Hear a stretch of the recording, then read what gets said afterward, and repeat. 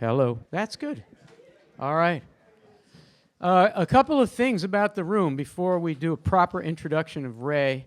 We're about 95% done. The ceiling hasn't been put on and all the tech hasn't been installed yet.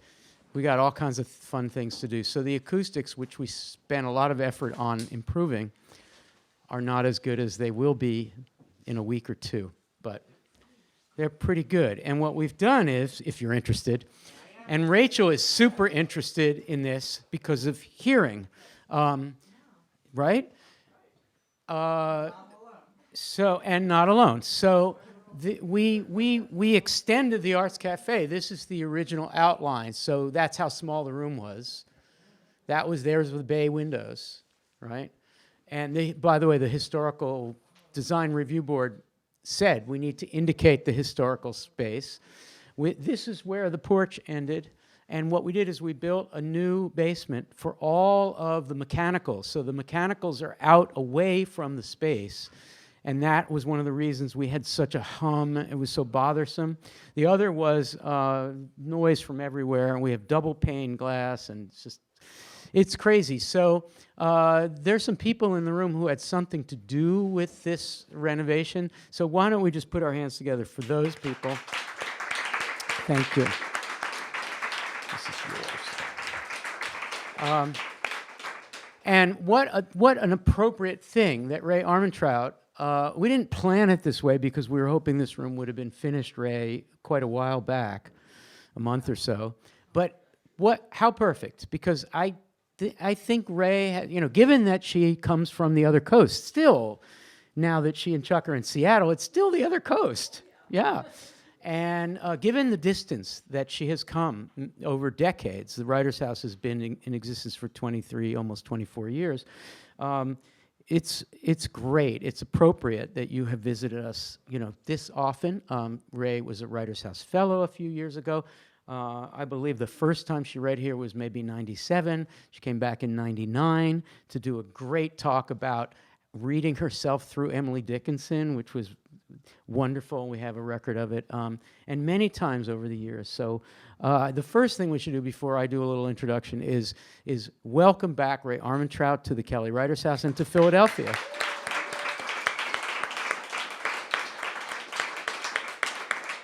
A couple of preliminaries before I do. I'm putting introduction in quotes. You'll see in a second why. The new book is called Wobble. It's out from Wesleyan. It's gorgeous. It's new. If you go to Amazon, it says pre-order. Those devils. Well, they're just wrong. They're wrong. Because you order it and it comes. So I don't know what the problem is. But anyway, don't be put off. If you choose that behemoth as your way of getting this, you just go to the Wesleyan University Press, and it's a better way to do it, or come to the Kelly Writers' House, where we have a big stack of copies that you can buy and have Ray inscribe after the reading. There will be a reception, yummy reception after the reading, and we'll hang around, and that'll be a lot of fun. Yes, so we have copies of this book. And I also want to say that soon when you buy this book, it will have a sticker on it. And it'll have a sticker. And this thing called Versed, has two stickers. One is National Book Award finalist, and the other is National Book Critics Circle Award winner. Well, the sticker that will be on this at least will say, and this is news as of a few days ago, this is a National Book Award finalist already. Wobble by Rae Armantrout. Okay, Ray, my introduction. So I love reading Ray's poems, and when I prepared to teach your work, we spent 5 weeks in class, and I spent 6 months, just reading everything up to date at that point. And so last night, I thought, well, the best thing that I could do is reread books instead of scribbling out an introduction. And so I want to go backwards. I have 4 books and a few lines, just a few lines from each book that wow me, and I just want to quote a few lines, and the one from Wobble might be one that you'll read in whole, I don't know. And then it will be Ray's turn to read. So I'm going to go backwards in time, starting with Wobble, this new book. The middle stanza of a poem called Alone. To arrive at an idea as if at a town with long established, if obscure, customs. I just love that. That's so Rae Armantrout. Thinking from the outside, right? Unafraid of not knowing. And I think my sense of Rae over her career is, even from the very beginning, is that often in her poems, the ideas for the poems are sometimes the discovery of rules that someone else made, and then she deciding that those rules aren't to be followed so much as decoded. And all this makes her work happening outside and inside the rules that other people think are okay to live by. And I'll repeat that stanza. To arrive at an idea as if at a town with long-established, if obscure, customs. Going back to 2013, to Just Saying, the title poem, the middle stanza, which is 3 lines. What I write instead of ivy. Now that's a little obscure. The first stanza tells you a little more about it, but to me, that's great. Ivy, it's got like ground cover. You know, I mean, every day she wakes up and she writes like ivy. I don't mean to suggest that you're some Whitmanian, just journalist.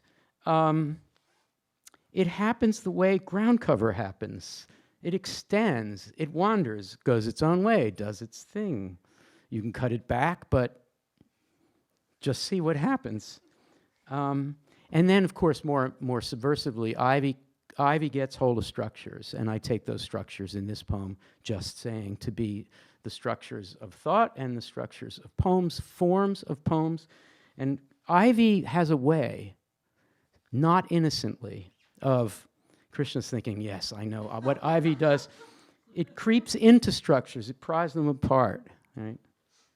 So, and most of all, it happens naturally. Here's the line again, 3 lines. What I write instead of ivy. All right, going back to 2 more. Versed, this prize-winning book and a favorite of ours, many of ours. It's a poem called Scumble, which is a weird poem because it basically says, there's an erotics here. What if I were turned on by seemingly innocent words like scumble, pinky, extrapolate?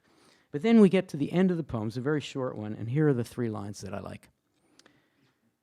What if there were a hidden pleasure in calling one thing by another's name?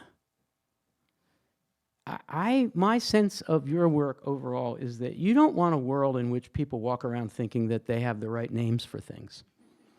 In the world of Rae Armantrout, it's not that anxiety is not defined as desire severed from its object. No, it's that pleasure derives from knowing that there is no one right word for a thing. That's the pleasure. It's the opposite of what people think is the pleasure. Like, oh, I got the word for that thing. It's the opposite. And then once you discover that, deciding to call that thing a name that doesn't conventionally befit it. And here it is again. What if there were a hidden pleasure in calling one thing by another's name? And finally, going way, way back in Vale, which is select new and selected poems, new in quotes because they're not new anymore, going way back, sorry, that's the thing about new and selected. Going back to Extremities. What's the year of Extremities?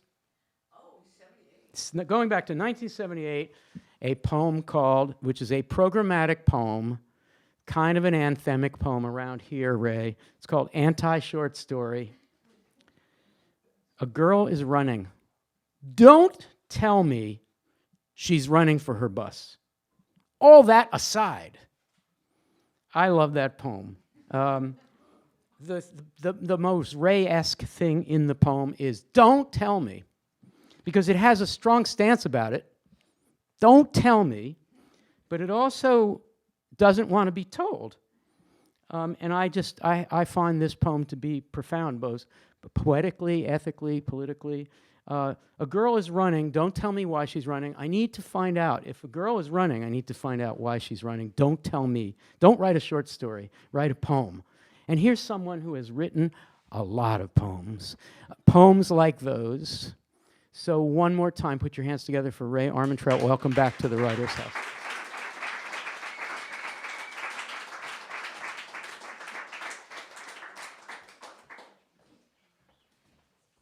Well, thank you for having me back one more time, Al, and thanks to all of you. I'm going to put these things down over here. Well, not all of them, but these. Can you hold these? Why not? Because this is what I'm going to read from.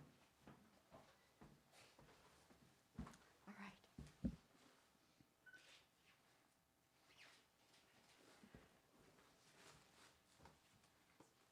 Sorry.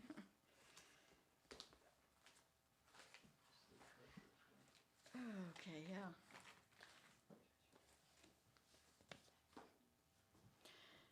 All right, so I'm going to read, of course, some from the new book, which isn't new to me, as all of you poets out there understand. But I will read some from it, and then I'll read some actually new poems, or newer.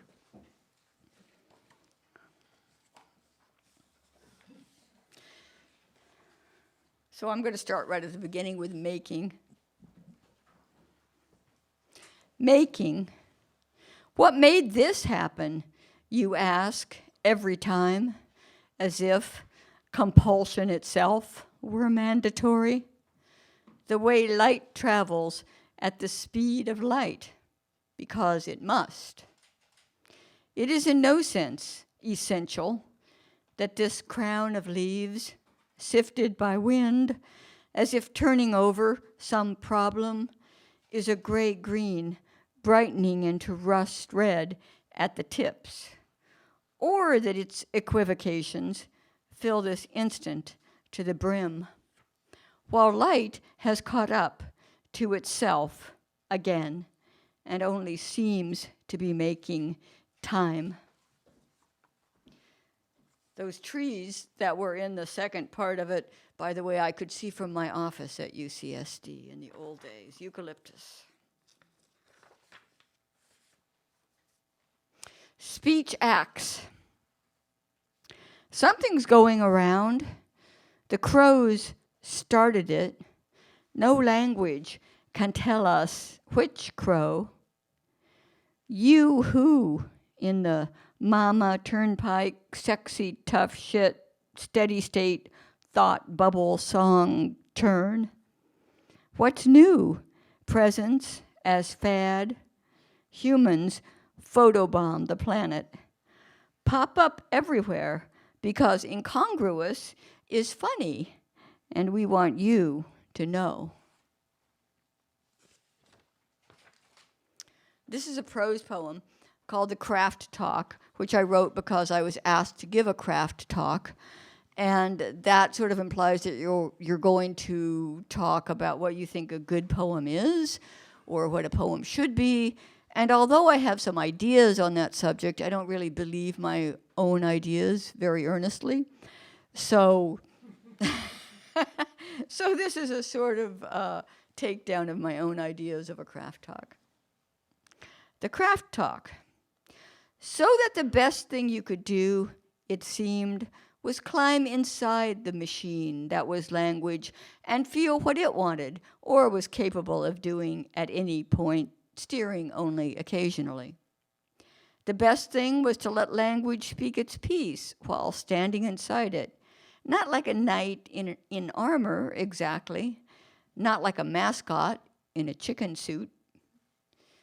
The best thing was to create in the reader or listener an uncertainty as to where the voice she heard was coming from, so as to frighten her a little. Why should I want to frighten her?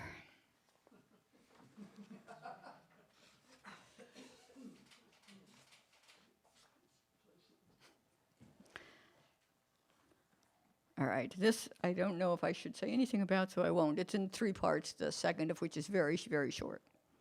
Audience. Phlegmatic and unbending, Russell Crowe as Noah teaches us to hold the door, against the desperate and the many, threatened by catastrophic climate change, worse than we'd guessed and more immediate. Are we stowaways?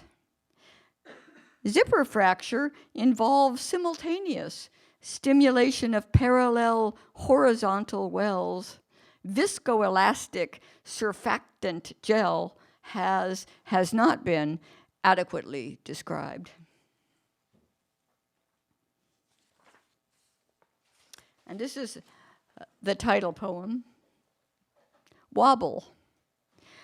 Imagine you're trying to locate a lost aircraft by the way its pings come in relation to the wobble of a satellite beginning to lose orbit, and you feel no fear. Now the heavy cables dip into layers of blue and lavender, almost lackadaisical, and at either end emit world's smallest pets, barbecue pit wars.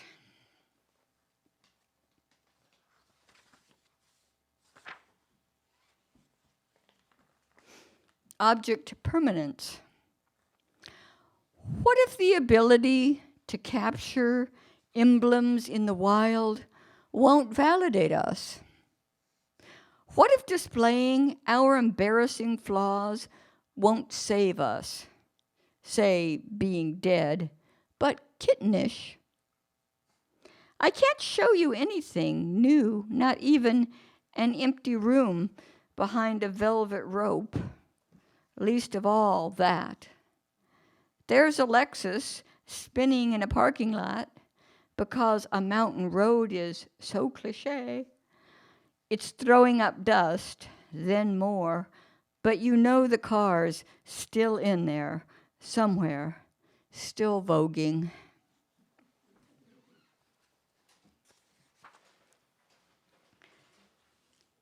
Arch. I wrote this movie after I saw that movie called The Revenant, although that has to do with only one line in it, so maybe I shouldn't have said that. And the line doesn't come right away either, so. Arch. Like an arched eyebrow, traveling alone, you drift, seahorse, a forgotten, persistent question. Despite your skeptical attitude, it's true that your numbers are crashing. Still, you are rumored to consume up to 3,000 baby shrimp per day. Who doesn't want to be a revenant, to go back to basics in a big way on the small screen, which somehow still survives? Terrific and terrible are cousins, after all. Am I warm or cold? I'm half rhyming, aiming right between quick and dead, like we could thread that needle and keep going.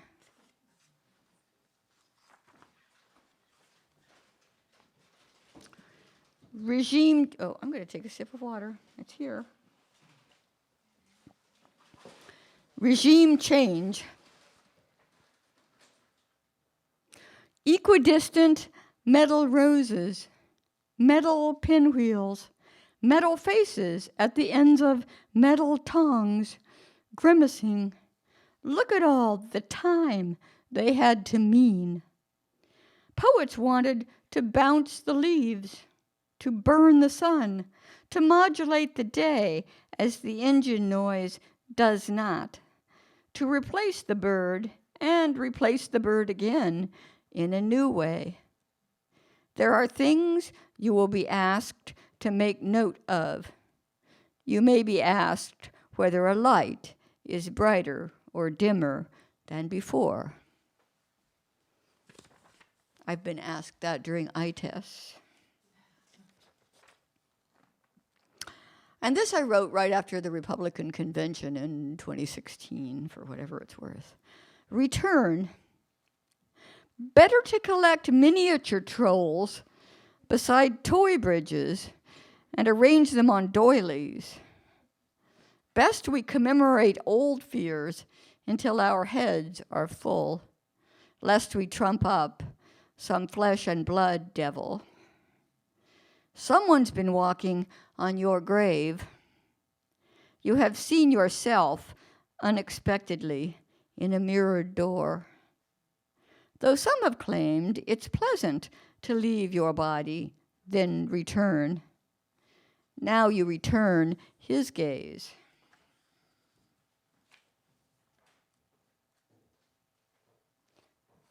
Oh, maybe because Al quoted it, I'll read this poem called Alone. It wasn't on my original reading list, but I'll do it. It's on page 41 for those of you who have books. Okay. Alone. Because we ate, you thought, we sinned and we would die like other creatures. To arrive at an idea as if at a town with long established, if obscure, customs. Pioneer Villa Diesel stands alone. Somewhere in the Central Valley, there is a sign above a gas station that says Pioneer Villa Diesel, I assure you. Or was. Okay, this is a prose poem in two parts. The third person. Her attention didn't wander so much as it was repeatedly pulled out of the text she was reading, as if by a voice or stare. She scanned the recesses of her awareness to locate the source. There was a faint burning sensation in the middle distance. Maybe she had to pee. But the imperative was premature. Whatever this was, it could still flicker out or show itself in an entirely new light. She tried to find her place again among the crowd of words. This could be different for the first person, she thought. I'm anxious when you leave, so I must love you. But I don't like the story you're telling the strangers around us. Rising sea levels, hemorrhagic fevers. I've told it more than once myself.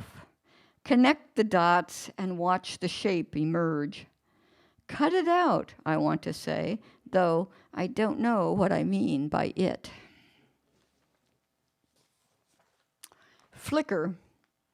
When it was them, our parents, dying, the way they tried to deny what was happening, the way they were angry at the wrong things, seemed of a piece with the way they'd always been wrong about us, we thought.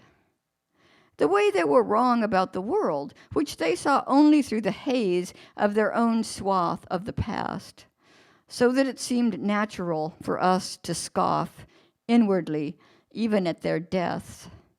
But now it was one of us threatening to get up and walk out of the hospital on his withered legs, sheer sticks, because it was killing him. Clouds of methane rise from dumps outside our city. As I drop a square of soft cheese through a slot into the bin marked landfill. Of course I feel bad about feeling good, about feeling bad about this. But as time speeds up, everything will flicker. This next one, My Erasures, which is right after that, uses some found language that I picked up on Facebook from kind of humble brags from, poet acquaintances, sorry. None of you particularly, but... And it doesn't go on for... That aspect of it doesn't go on for long. My Erasures. My erasures were featured. I collected debris to sell as crash art, crush porn. Say goodbye to Lonesome George, the last Galapagos tortoise. I was a pushover for the laws of physics. I pictured us as two seals hauled out on a sunny rock, the roar around us, a matter of course.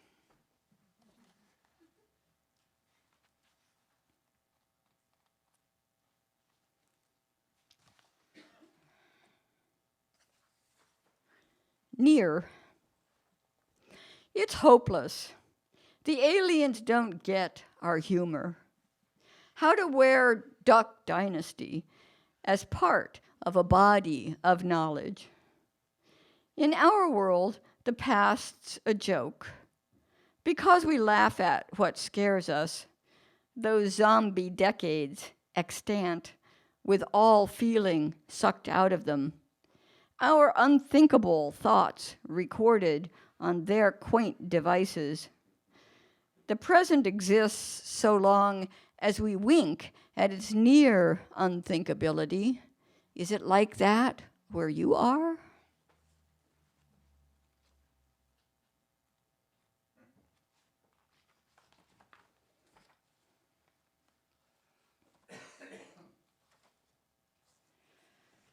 Negotiations. The best part is when we're tired of it all in the same degree. A fatigue we imagine to be temporary, and we lie near each other, toes touching. What's done is done, we don't say, to begin our transaction, each letting go of something without really bringing it to mind, until we're lighter, sicker, older, and a current runs between us where our toes touch. It feels unconditional. Remember this, we don't say. The little mermaid was able to absorb her tail, refashion it to form legs. This meant that everything's negotiable, and that everything is played out in advance, in secret.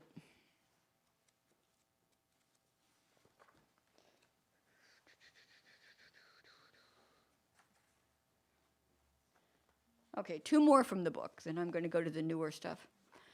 Hate. I wrote a poem called Hate. The market hates itself just as much as you hate it. Look, in this spread for leather products, a stern-faced man in pink pants and a bomber jacket stands on satin sheets in front of leopard print wallpaper, holding a small briefcase or purse. The market hates you even more than you hate yourself.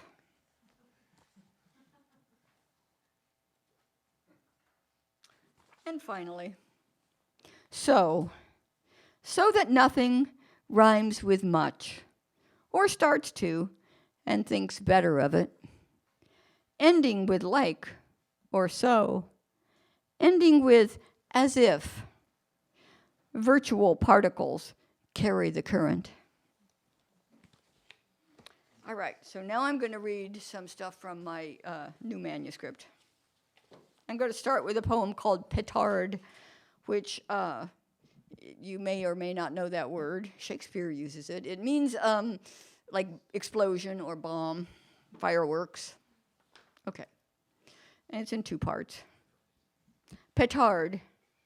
We hope to see things as they are, by which we meant without us. We thought once we stripped away smell, taste, color, anything improper, leaving only location and number, the thing would be naked on the teeter-totter of an equation.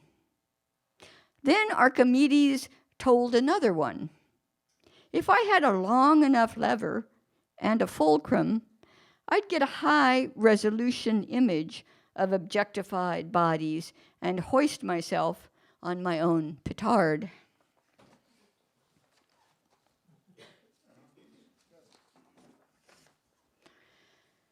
Care. Dress like you care. Eat like you care. Care like you care. You don't think apples just grow on trees, do you? A fish taps a clam against a bony knob of coral to crack its shell, which demonstrates intelligence, yes, but is the fish pleased with itself? Alone in your crib, you form syllables. Are you happy when one is like another? Add yourself to yourself. Now you have someone.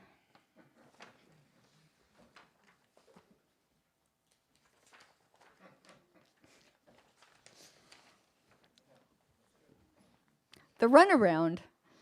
This starts with something that just popped up on my computer screen, and I didn't understand it, but the first 4 lines are a quote from whoever's living in my computer. The runaround. We encountered a problem, sending a command to the program. Did I say that aloud? I've broken out in imps. To be a blip in a circuit and to know it, to relish this knowledge in your private moments, as all moments are gated and switched. When I mentioned hatred, I was not thinking of you, but you'd best not break our momentum.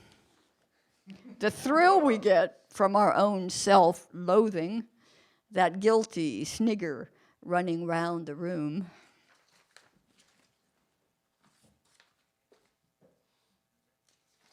Distribution.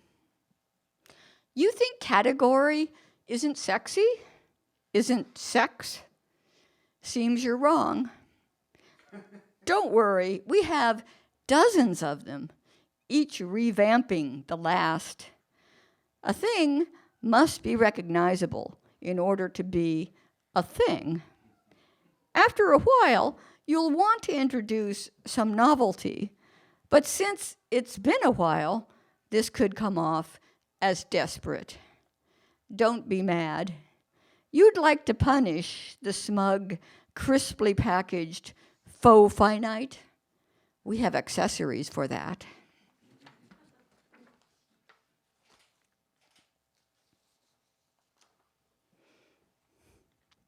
Speculative fiction, which is something that's often talked about and taught now, but this is not really an example of it.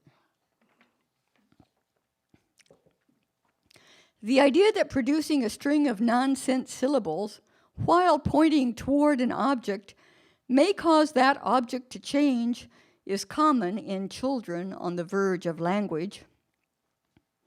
The idea that force exists only as an interaction between objects, while an object is a kind of kink in a force field. The idea that if one survives X number of years, one will live to see how things turn out, or even that things end well. In the future, we will face new problems. How will we represent the variety of human types once all the large animals are gone? As sly as a mother? As hungry as an orphan?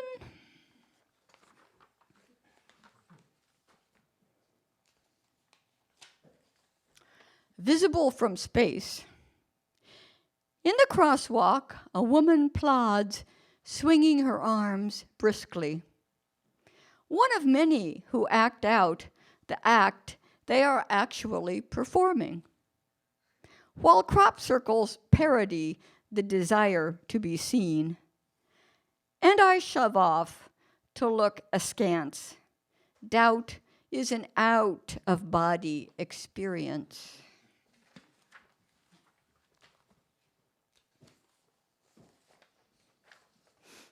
Tandem. Where is the link between kindling and kin? I start with second thoughts and work backwards toward infantile amnesia. In the beginning, there was cremation. No, in the beginning was a tandem, jiggling of fields. I sort of liked it. Mostly I wanted to know what else was in that bag, like it was bottomless, if I'm like you. It seems possible to know that if I look out back, I will see the intense red of the rose, lush, deep, not as if for the first time, but as if for the first time truly. And further, that each unfolding, each collapse will bring with it, like a booby prize, this same sense of discovery. These streets are called arterials. For hours, a man grimaces at traffic with the merely formal purposiveness of which Kant speaks. Have to read that at a university.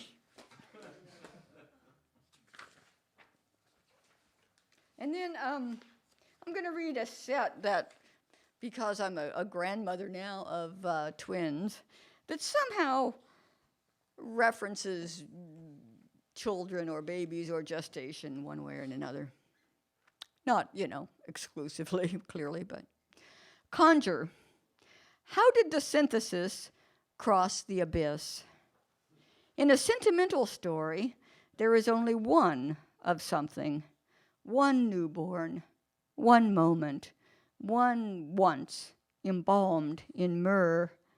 All I want is not to be first on one side, then the other, but to conjure a stream of sounds and images for which I am not responsible, and maneuver within it, mouth and tail, one thought.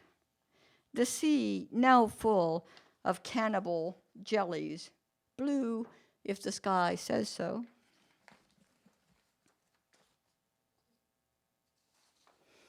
Pinocchio. Strand, string, in this dream, the paths cross and cross again. They are spelling a real boy out of repetition. Each one is the one real boy. Each knows he must be wrong about this, but he can't feel how. The fish and the fisherman, the pilot, the princess, the fireman, and the ones on fire.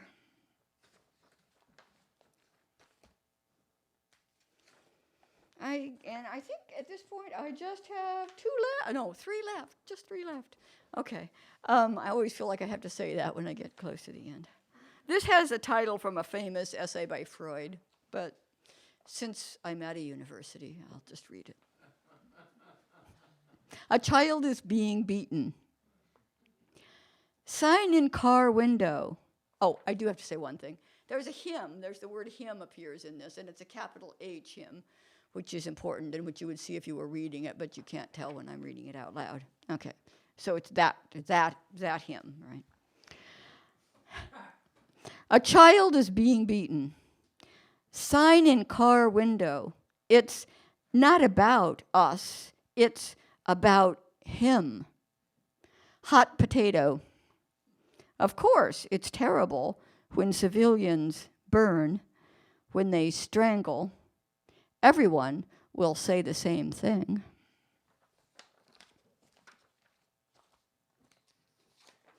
Understandings.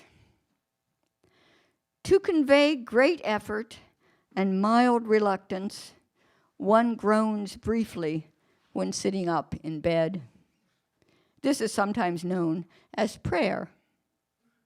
Ignore the wind chimes. They're a bad example. To stand beneath or walk behind. To comprehend. To grab wildly at surrounding objects. Some grab at attention by quipping, "I don't care." Others sit in corners, closely watching their fingers. We fill the world with selfie avatars, and more children refuse to recognize their names.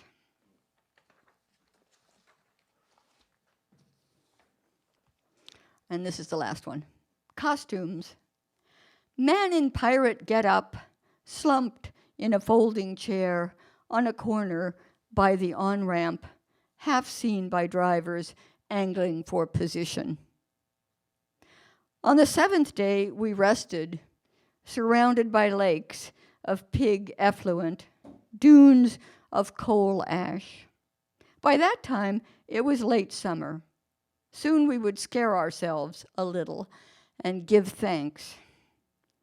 Just when we were sick of our appetites, our choices, the children came along and presented them in miniature, not as monsters, but as pets we'd want to feed.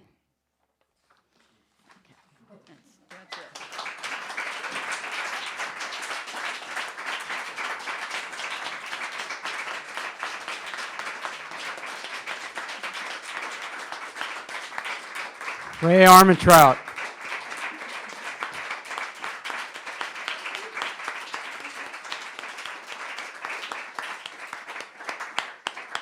Thank you so much, Rae.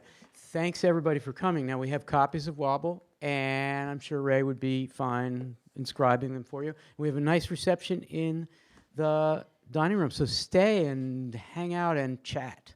One more time. And Wobble? I don't think so. Ron, stay away from the bar. One more time, let's thank Rae Armentrout for coming.